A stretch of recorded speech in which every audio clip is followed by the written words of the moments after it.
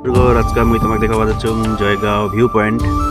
আর এটা হচ্ছে তোরসা নদী, আর ওই পাটা হচ্ছে ভুটান পাহাড়, যেটা ইন্ডিয়া ভুটানের বর্ডার এই নদীটাই কইতে গেলে। আর এটা দেখো কত সুন্দর দেখা যায় এই উচ্চাখান থেকে।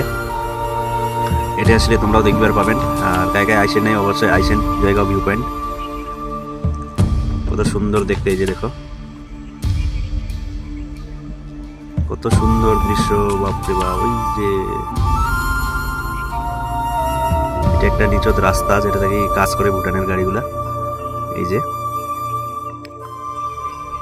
দেখো, এই যে পাহাড়ের উপরে তো রাস্তা দেখা যায়, কত সুন্দর করে বানাইছে। দেখলেন কত সুন্দর দেখা যায়, দারুণ লাগছে দেখবে, দারুণ।